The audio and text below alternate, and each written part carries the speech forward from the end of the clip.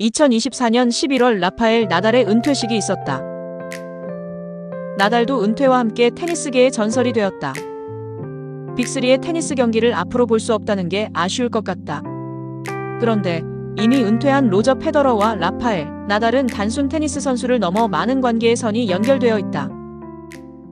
2000년 초반 세계 테니스의 유형은 강한 테니스였다.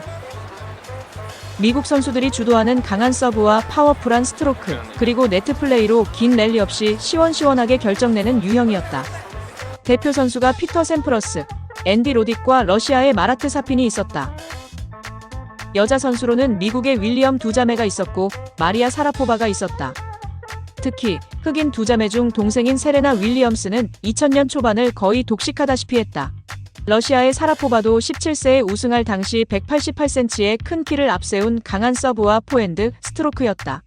240km의 넘나드는 강속 서브의 파워풀한 포핸드 구사 및 강한 힘을 바탕으로 네트 점령의 유형들이었다.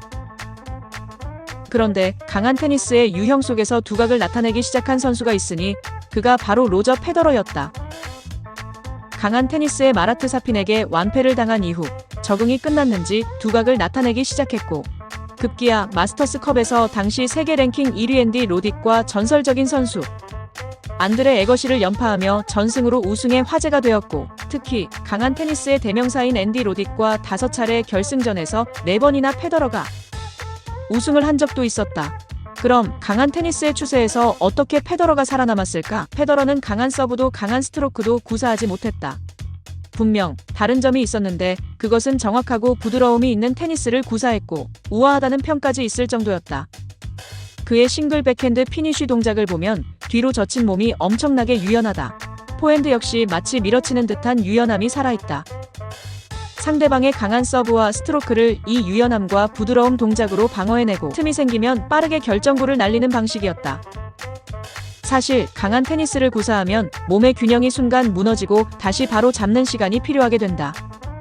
빠르게 결정이 나지 않게 되면 실수가 많아지고 결승까지 가는데 많은 체력이 소비된다.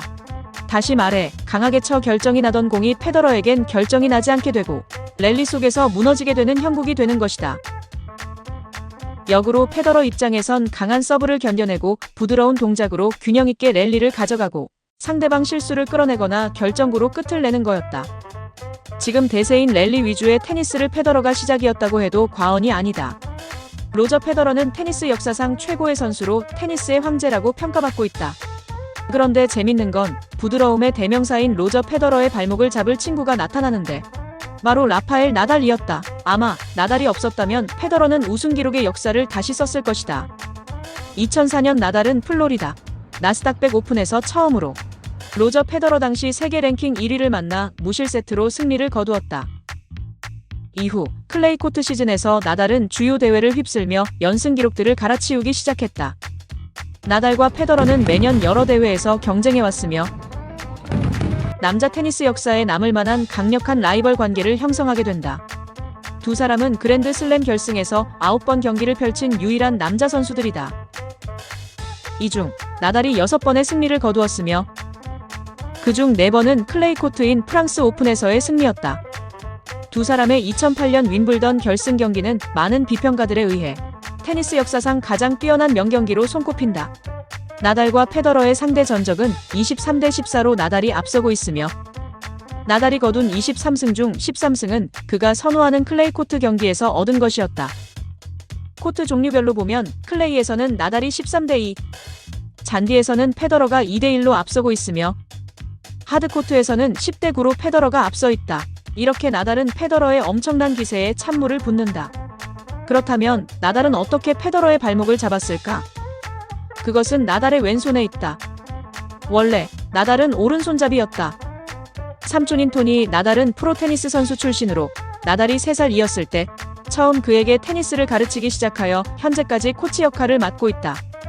토니는 나달이 어렸을 때 테니스에 천부적인 재능이 있음을 이미 알아보았다. 그러던 중 나달이 포핸드를 양손으로 치는 것을 보고 그에게 왼손으로 플레이할 것을 주문했고 이에 나달은 원래 오른손잡이였으나 이 조언을 받아들여 왼손잡이와 같이 플레이하기 시작했다. 나달이 상대 전적에서 알 수 있듯이 페더러에게 왼쪽 백핸드 쪽으로 공 보내기를 무한 반복한다. 그것도 싱글 백핸드를 치는 선수에게 가장 어려운 위치인 왼쪽 어깨 높이로 공을 보내는 것이다. 나달의 밑에서 쳐올린 힘에 RPM이 붙은 휘어진 스핀공은 까다롭기 그지없었을 것이다. 대부분의 선수들이 오른손잡이이기에 나달의 이런 구질의 공은 무척 어렵게 만들었을 것이고 페더러의 최고의 경쟁자로 또 다른 유형의 테니스로 역사를 쓰게 되었다. 삼촌의 왼손 권유는 신의 한 수요. 거기에 나달의 노력과 재능이 엄청난 시너지를 낳은 것이다. 자, 이쯤에서 동호인은 무엇을 배울 수 있을까?